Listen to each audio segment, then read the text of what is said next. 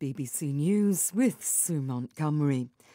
Members of the US House of Representatives are due to vote on a deal to suspend the limit on government borrowing and prevent a potentially disastrous debt default. If the legislation is passed by the House, it still requires Senate approval before Monday.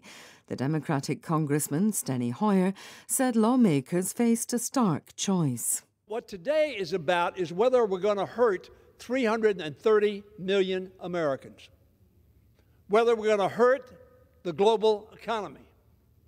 There is only one answer: to pass a bill that, in fact, does not have America welch on its debts, or, alternatively, to defeat a bill which will devastate our economy and be catastrophic globally.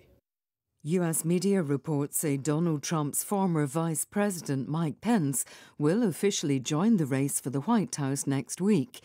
He's expected to begin his campaign for the Republican nomination in next year's election with a speech in the state of Iowa.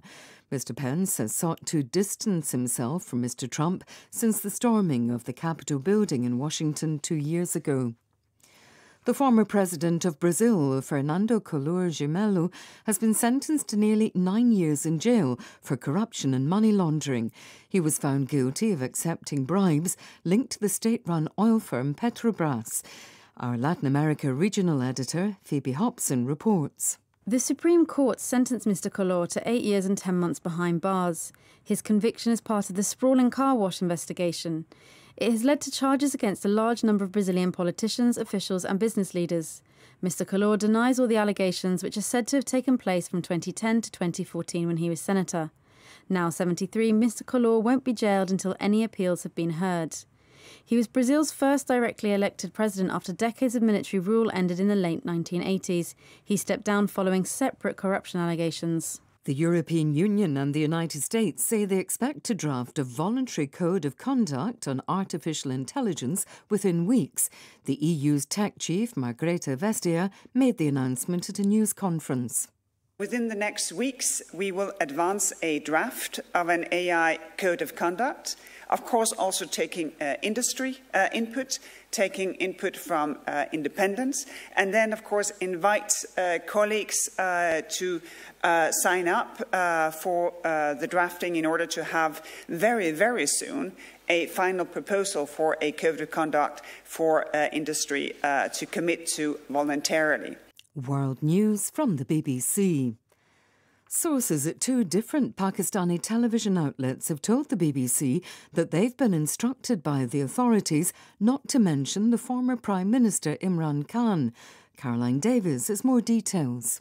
No pictures, no name, no clips, not even a ticker tape, is how one source described the ban on Imran Khan on Pakistan TV. The 2 sources that spoke to the BBC said that the message that they were not to mention the former Prime Minister did not come through a formal diktat from the country's media regulator, but through messages passed down by senior management. The BBC did not receive a response from the government or from the media regulator. It appears this is just the latest attempt by the Pakistan authorities to isolate Mr. Khan. Thousands of supporters are still in police custody, and the army has said that it intends to try some in military courts for their alleged involvement in attacks on military buildings, which happened after Mr. Khan was arrested on the 9th of May. Protesters in Uruguay have denounced the government's handling of a water crisis, which has led to unusually high concentrations of salt in main supplies. Hundreds of demonstrators in Montevideo banged empty water bottles. They accused the authorities of corruption and incompetence. The Hollywood actor Danny Masterson, best known for his role in the television series That 70s Show, has been convicted on 2 charges of rape. The jury in Los Angeles failed to reach a verdict on a 3rd charge. It's been 6 years since police began investigations into Masterson when 3 women alleged he had raped them at his home between 2001 and 2003. The Spanish football club Sevilla have won the Europa League. They beat Roma on penalties to secure the trophy for a record-extending 7th time. The Italian side's manager, José Mourinho, had never lost a European final before. BBC News.